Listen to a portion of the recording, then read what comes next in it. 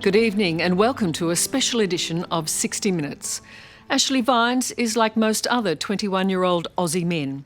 He loves his sport and has big dreams. Of course, a century ago, he would have been on his way to Gallipoli, which is exactly what his great-grandfather, Ashley Vines Sr. did. He would be in the second wave to land at Gallipoli on Anzac Day 1915. You'd think it's the sort of story that would have been well told down the family line. But for nearly a century, it was kept a secret until an incredible chance encounter.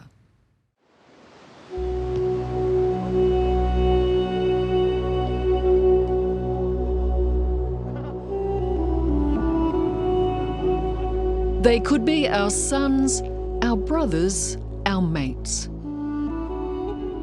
Just imagine them a century ago as brothers in arms. One day leaping for a mark, and the next dodging bullets in a trench.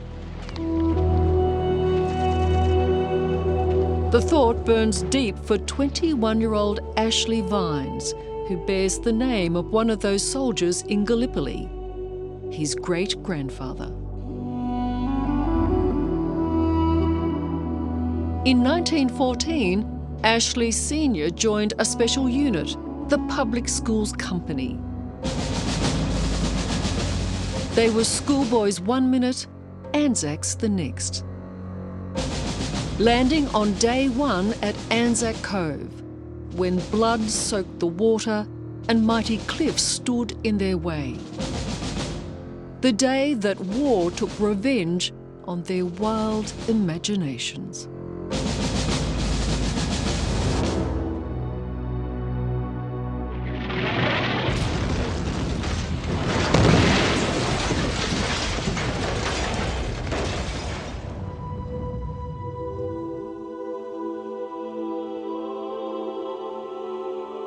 The Public Schools Company was actually a private schools company.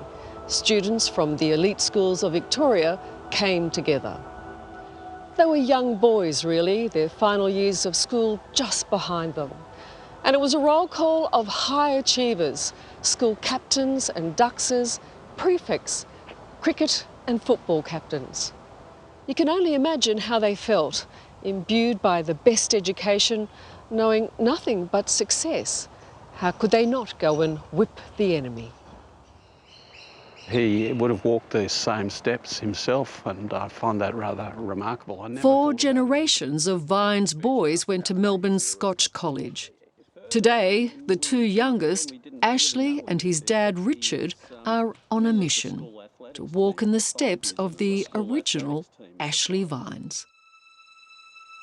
School records show he was a top athlete, a first 18 footballer, and the captain of cricket. We subsequently found out that he was actually the vice captain of the school in 1910, exactly 100 years before I was announced as vice captain, which is amazing, yeah. We called in top Anzac historian, Dr. Michael McKernan, to explain what happened after Ashley and his mates left school. Initially they thought, well, let's stick together. Well, boys from Scotch, boys from Melbourne Grammar, boys from Xavier, etc. Why don't we go into form a public schools company and we'll fight together? And Scotch boys were in it, as indeed was your grandfather, your great-grandfather. Yeah, it's amazing the impact that war has. The impact was immediate. The announcement came on a Saturday as Melbourne Grammar played footy against Xavier at the MCG. The news of the war got to the ground. They stopped the game and thought, what do we do? I mean, what happens now? There was something much more important or, you know, that just took their minds completely off their footy.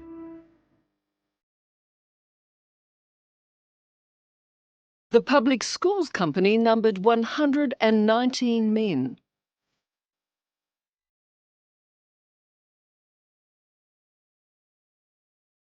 They joined 21,000 Victorian recruits at Port Melbourne.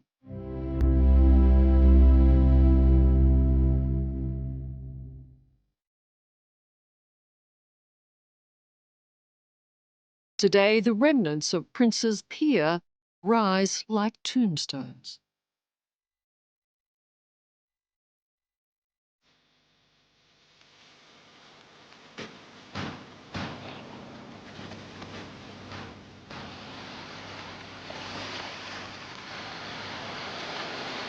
We all know now that the first Australians arrived before dawn at the wrong beach and that the enemy was waiting. Ashley Vines and his public school company mates were in the second wave of landings. They would have seen the dead and wounded being ferried out as they were coming in. And it would have been clear to Ashley Vines that this was a mission not going to plan.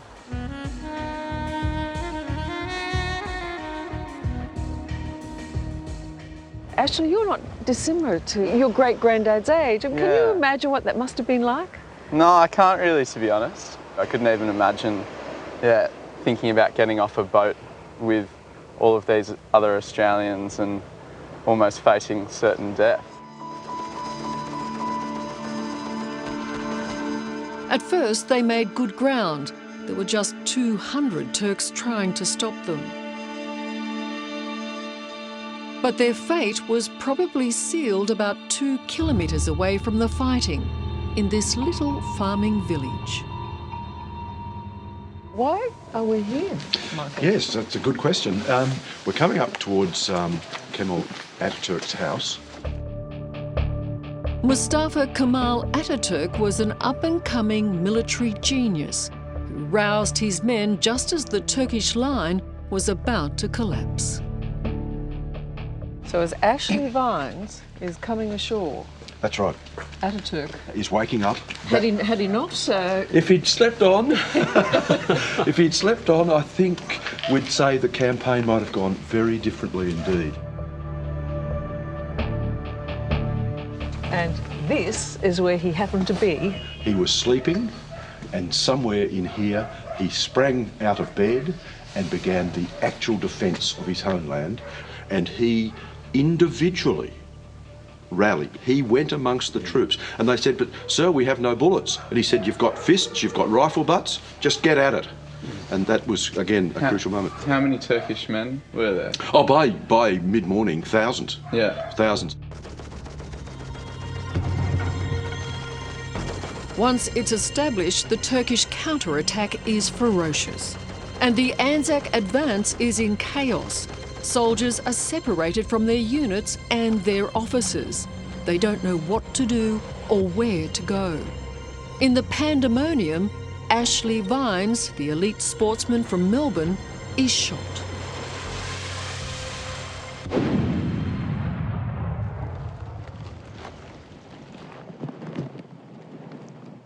He is severely wounded. He loses the sight of an eye. An artery is severed. He's probably going to die. But then a mighty stroke of luck.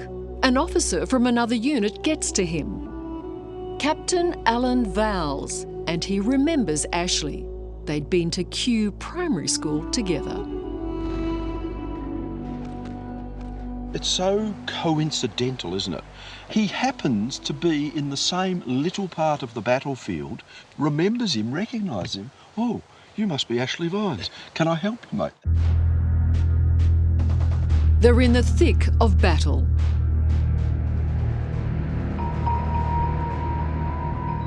The hill they're on, known as Baby 700, changes hands 5 times during the day.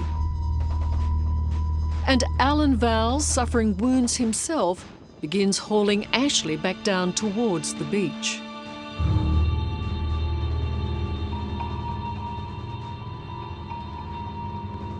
You can get the distance from here. You can see how far he had to go.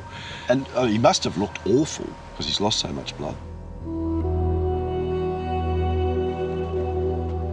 So begins 5 painful hours, up and down ridges and ravines. 5 hours of blood, bravery and bullets. Vines and Vals, who probably sat next to each other in roll call as young boys, now fighting for survival. I'm absolutely gobsmacked that Alan Vals and your granddad and great-granddad did that. Yeah, it's incredible. I mean, isn't I it? look at that and I go, really? My How gosh. did that happen? It must have been just extraordinarily hard work. Nash, is it what you imagined? No, it's not. But I didn't envisage this at all. It's this type of terrain just seems impossible. To now see what Alan Vals did in terms of helping Ashley down to the beach, it just makes that story that much more immense. Yeah.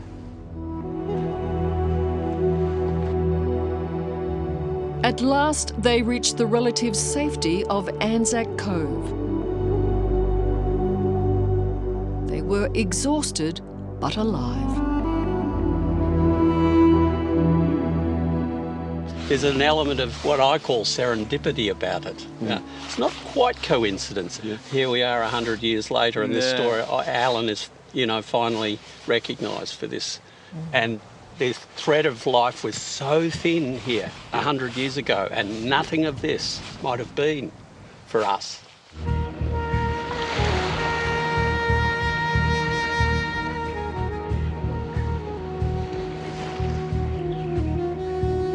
Ashley Vines survived his injuries. He returned to Melbourne, got a science degree and became a teacher. He never spoke of his time in Gallipoli, and he never told his family that he owed his life to another man. It wasn't until 90 years later that the Vines family heard of Alan Vals. Robert. Richard. Good to see you, sir. It was another extraordinary coincidence. Alan Vals had a nephew, Robert, and by chance he met Bob Vines, Ashley's son. They met at a party in 2004 and they got talking. And I said, his name wasn't Ashley, was it? Yes. And I said, and he wasn't blind in one eye, was he? And Bob said, yes, he was. He lost the sight of his eye in Gallipoli. So I then said, my uncle actually saved your father's life.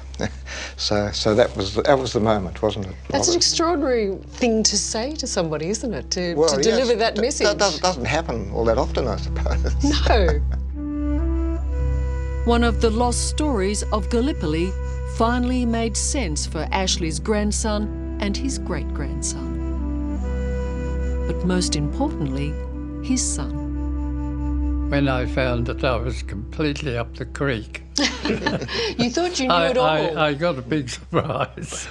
So you never asked him? You knew that he had this glass eye, you knew that he had been injured in the war, but you never asked what happened? Well, I never really knew because he didn't discuss things with me.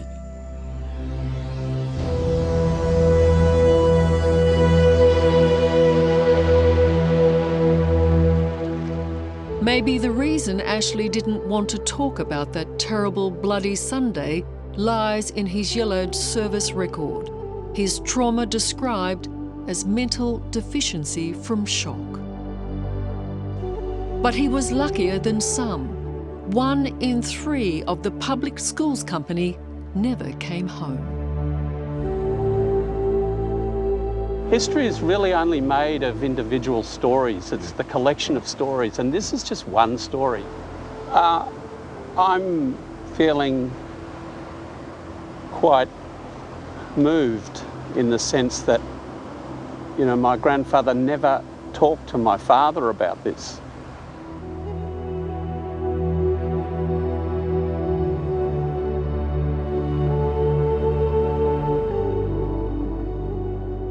Even though he was only here for a while, but he carried, I think, clearly a lot of trauma in his own strange way, and he never talked about it. That moves me a bit, that you could do something as significant as this and not share it.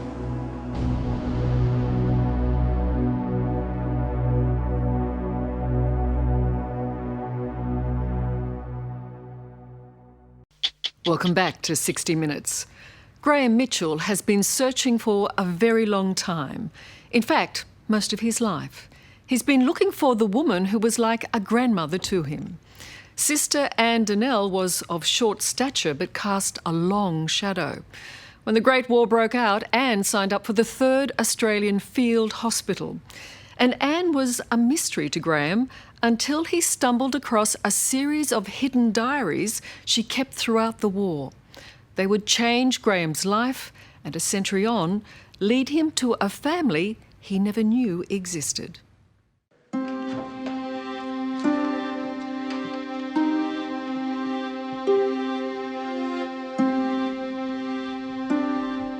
For decades, a dusty old box lay untouched in a house in Queensland. No one knew of the personal history it contained about the women of Gallipoli. And what was in that dusty old box? A series of diaries. And I remember lifting the lid and looking at them and thinking, And then I started to read into them and I thought, wow, we've got some history here. And I got just that fraction excited about that.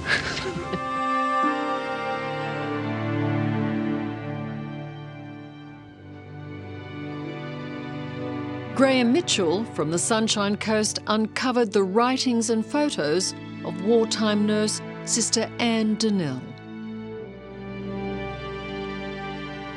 The diaries bring an epic tragedy to life. Grim stories from a tent hospital near Gallipoli.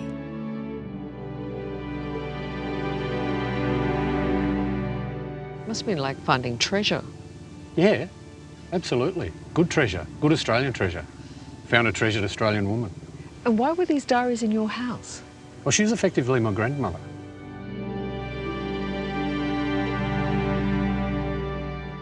This laddie in the corner, I thought he should have some special care. And I told him he would be mine until his mother came. He gave me the loveliest smile. But next morning, his bed was empty. Just another one of many there that had made the supreme sacrifice. Give me a thumbnail sketch of Anne Denell.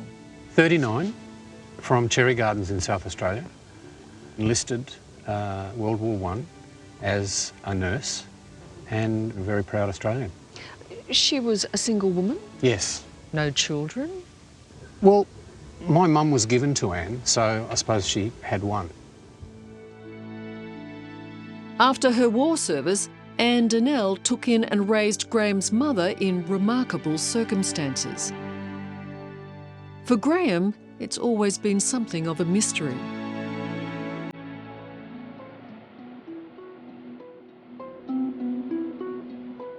Now, he and his fiancée Jan will take the same journey Anne did from Fremantle a century ago.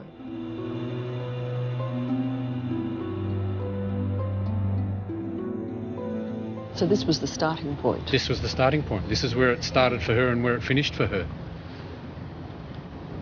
Tough.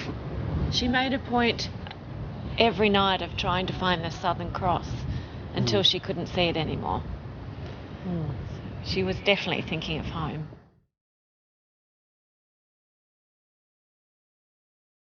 Now we have left dear old free Australia behind, all our letters will be censored. Colonel Fiaschi impressed on us the mission of our work. There was no such thing as states between us, just a united Oz unit going forth, ready to give our best for the Empire.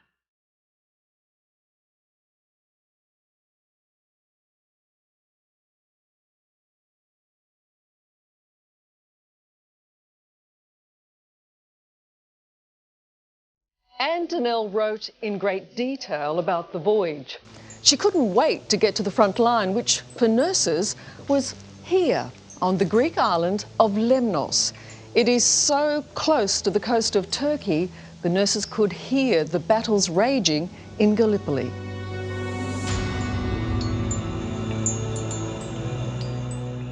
So she must have walked. Yeah. This is exactly as it shows in the picture. It is still the same. Yeah. Like many Australians, Graham and Jan had never heard of Lemnos Island.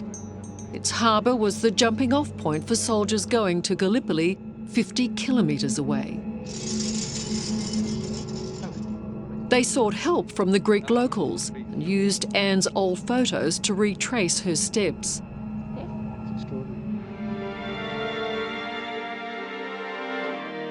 This was a soldier's funeral, but before long the death toll would rise into the thousands, and there would be no more time for funerals.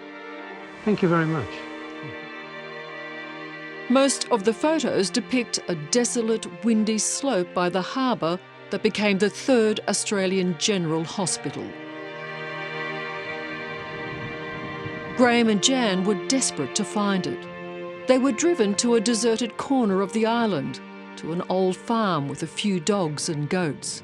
No one lives out here in the relentless freezing wind. The facilities were primitive, and that's really stretching the word primitive. It was horrible.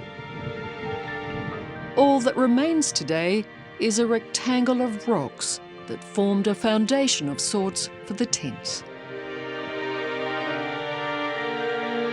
After all. Look. Here? Ah, okay. Yes, we can see that. Evelyn. It's here. That's amazing. 100 years later. It's amazing. That's incredible. Here in hospital. Yeah. Yes. So the beds and soldiers.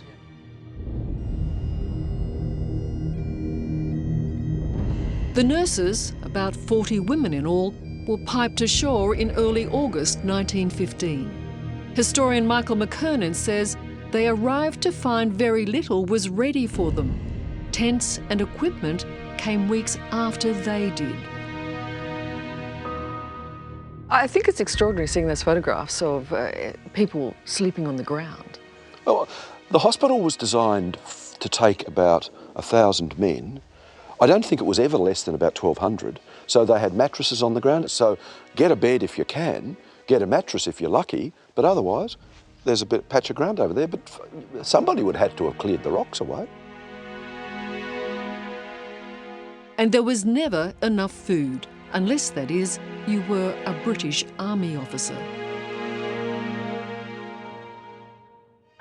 Those officers, who were not too far away, were eating food that these nurses never got. Oh, yes.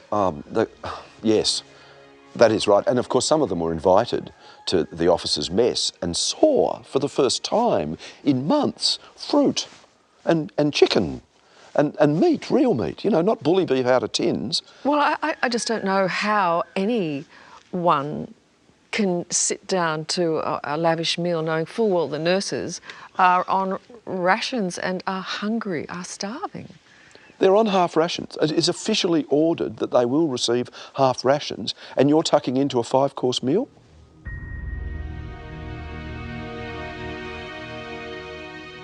And yet there's no sign of insubordination in these diaries, just a stoic, factual account. The Anzac women forged the values of compassion, resilience and resolve. We all suffered with the cold terribly, and with all our warm clothing, we couldn't get warm.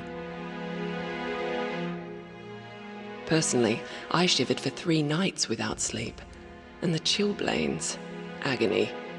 My 2 small toes were frostbitten. Then in the daytime, most of us just hobbled about. I heard one boy say as he saw me, "She won't stick the winter through." He exactly expressed my feelings. Creating words in the middle of the night, as cold as they were. They wouldn't have clothes like this. No. Bitterly cold and hungry and tired. Why are you making me cry? Tears? Yeah. I just imagine the work that she did here, and that she got up every day and put a smile on her face because her main thing was looking after the Australian soldiers. I couldn't have done it. There's heaps of stories about guys, and I'm not taking away from what men have done at all. I wouldn't do that. But there's nothing, no, there's very little. I think the point is that there were men and women at war. Yep. Yes. And Anne Denell was one of them. Yeah. We don't often hear about the nurses who played such a crucial role in war, and Anne was one of those. Mm. She was the little pocket rocket. Yeah. Perhaps her toughest job was nursing young soldiers, only to see them return to the fight.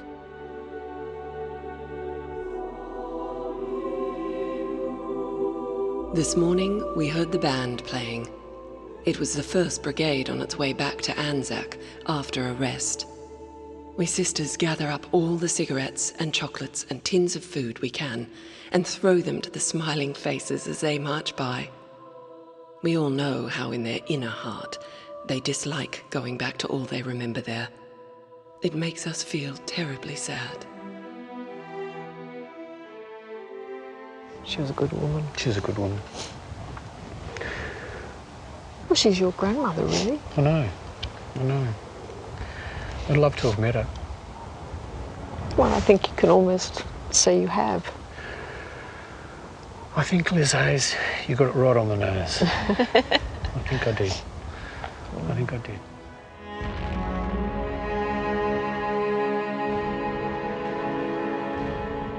After Gallipoli, Sister Anne Denell went with the hospital to the Western Front.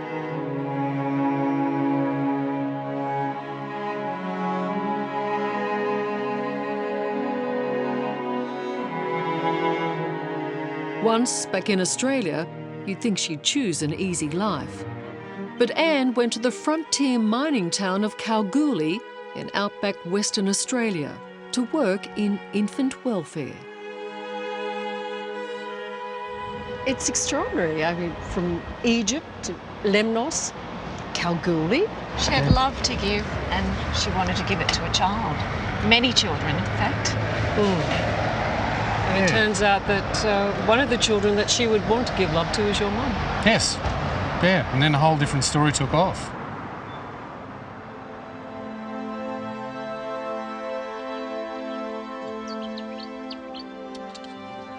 Graham's story, his link to Anne Denell, can be traced back to here, the Karatani home in Kalgoorlie, where Anne Denell delivered the baby who would be Graham's mum.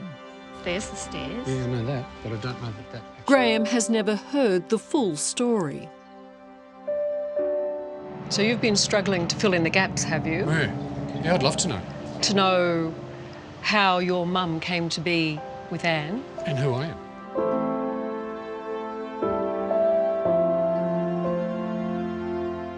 The story is that your mum came into Anne's hands because her mother, your grandmother, wasn't able to cope. She suffered severe postnatal depression. Oh. She was baby number 9. I know she was from a big family. Number 9? Wow. And I think Anne's just simply, as a family friend, Was she? stepped up and saying, let me help you. What a woman. Yeah, exactly.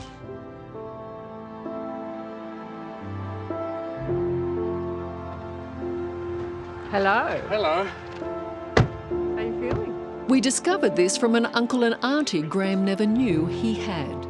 So we took Graham and Jan to meet them at their home north of Perth. Come and meet your family. Hello. Hello. Graham, How are you? This is your uncle, Horace. Hey, very pleased to meet you. And his wife, Margaret. Hello. How are you? Graham. Give me a hug.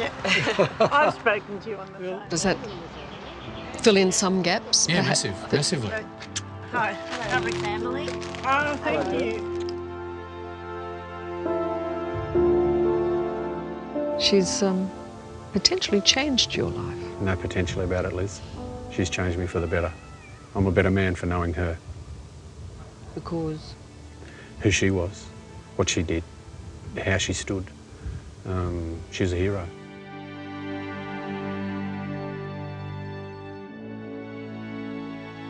Goodbye, Lemnos. We take away many happy memories of you. I wouldn't have liked to have missed you, yet I have no desire to see you again.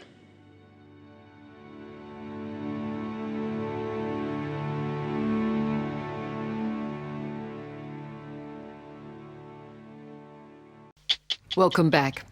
John Harris, Jack to his mates, was the youngest Australian to fight and die on Gallipoli. But incredibly, his story has never been told.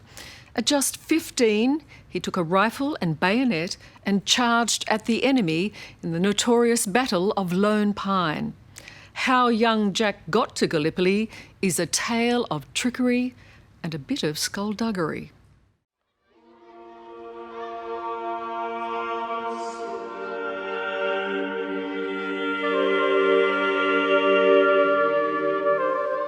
What happened here 100 years ago doesn't get a mention in the story of Gallipoli.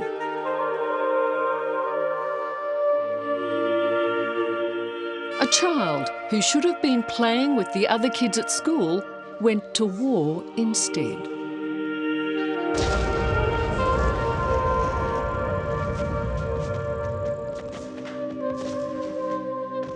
Just visualise that little kid scrambling up out of a trench down there, and on those, spindly legs. I mean, a .303 rifle with a bayonet fixed would have been taller than him. That little kid was Jack Harris from Cleveland Street Public School in Sydney. He was 15. Today, his great-nephew, David Cashin, is about to learn there was more than just boyish adventurism that lured Jack to war.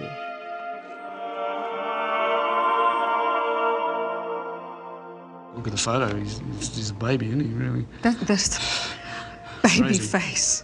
That is a baby face.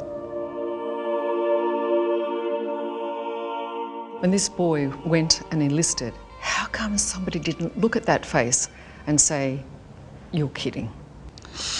Well, that's a story we have to find out.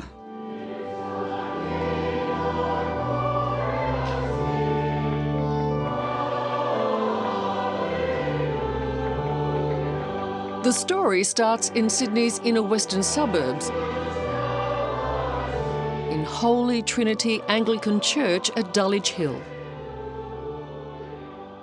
Naught can separate us from the love of Christ, neither tribulation, nor distress, nor persecution. Jack Harris and his parents sat in these pews to hear the fiery sermons of a clergyman, Irish-born Reverend Everard Deege Latouche. For I am persuaded that neither death, nor life, nor... The preacher was desperate to swap his clerical collar for an Anzac uniform. Which is in Jesus Christ our Lord.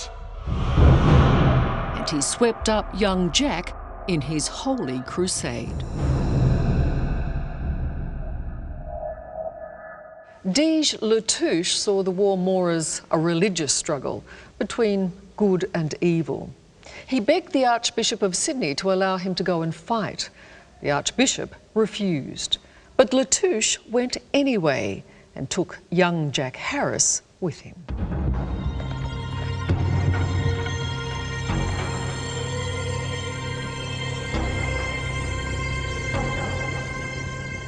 And so we have, amongst all of those older men, this kid who was so passionate about enlisting and fighting that he went and did it. He didn't just think about it or dream it, he actually did it. Retired Army Major General John Cantwell fought in Iraq and went on to run the war for Australia in Afghanistan. So, that's it. That's Anzac Cove. Oh, look at this place. This is his first visit to Gallipoli. We've brought him here with Anzac historian Dr. Michael McKernan.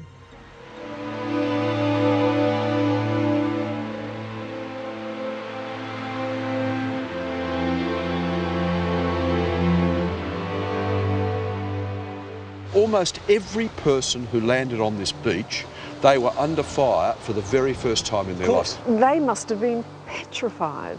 Well, when I first encountered enemy fire the instinct to go forward is what compels you.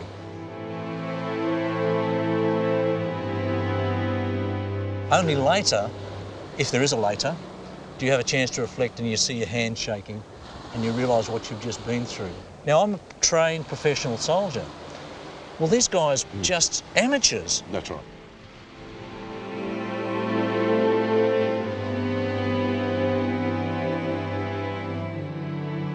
They didn't come much more amateur than Jack Harris. To enlist, he said he was 18. Remarkably, his father Alfred sanctioned the lie and signed his consent. And just 7 weeks later, 15-year-old Jack was on the front line.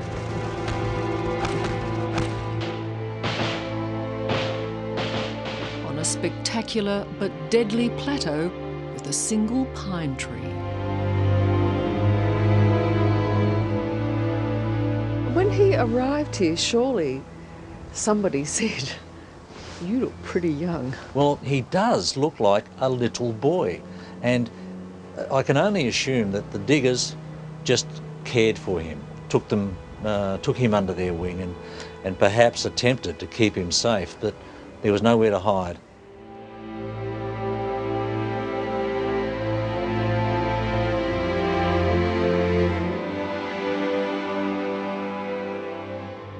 On August the 6th, just 12 hours after landing on the beach, young Jack Harris was up in the trenches. The man who'd had him under his spell, Dij Latouche, brought him here to Lone Pine.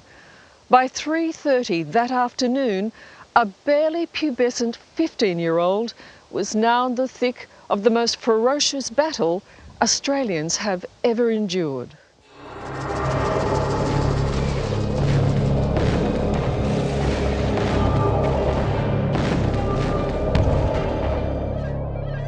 This is a matter of fists and rifle butts and clubs.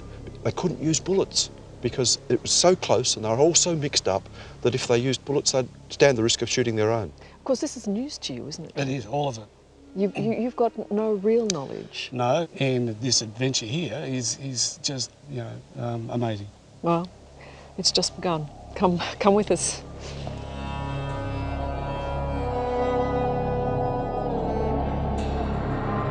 This is where David Cashin's great-uncle spent the final hours of his short life.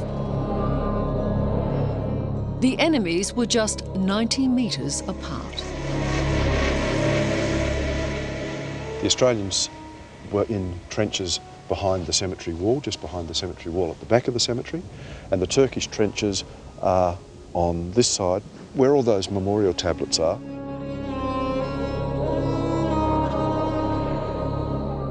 The Australians attacked first. They got into the Turkish trenches, bashing, choking and bayoneting.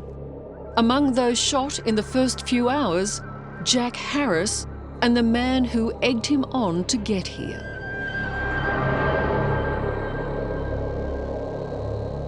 Even though Dij Latouche had written to Jack's mum and dad vowing to protect him, he took Jack to the front line on the very first day. I think this man was so determined to fight for God that he convinced the family that that was the right thing to do. But it gets worse, David. He fights his way into the front line. He insists that he and his men should be placed in it because he wants to die. Almost every man on the peninsula, the first instinct was survival. Nobody wanted to die, but this man did. Because through his death, Australia would be redeemed. He has written about this.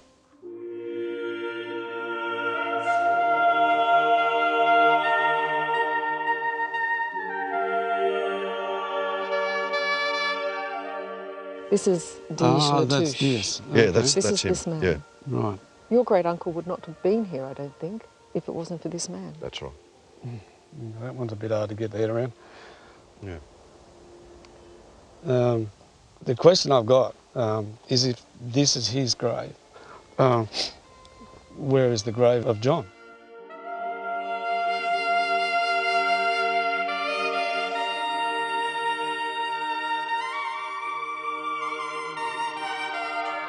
What an experience that young boy endured. He's just a kid, stepping over his fallen mates, stepping on his fallen mates because they were so thickly carpeted. And we grieve over 41 soldiers from Afghanistan. Well, they were losing that many, by the minute on some occasions in the First World War. So how does a young boy do that? It's quite humbling to think about.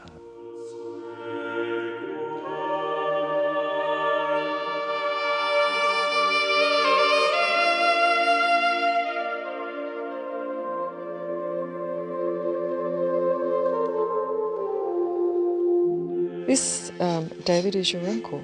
John August Emil. Mm-hmm. And you'll note that the headstone says that he's 18. Yeah. And that's a nice fiction, isn't it? Yes, it is a big fiction. The first news home to Jack's parents came in a blunt telegram. Harris missing, believed killed. Later, a Red Cross report said he'd been seen lying just outside the Turkish trenches, severely wounded. Then finally, his ID tag arrived. When that came home, they knew Jack wouldn't.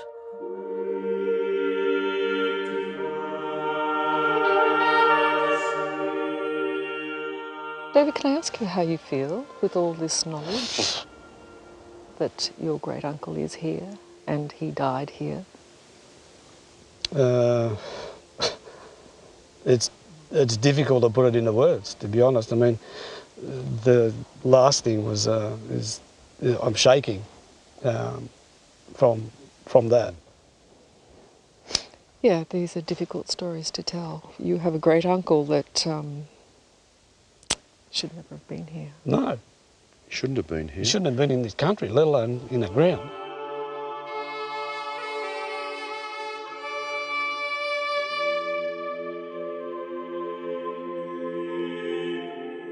Well, you will be saying goodbye, but with greater knowledge. Well, I might be saying goodbye, but I'm taking a lot with me. A lot.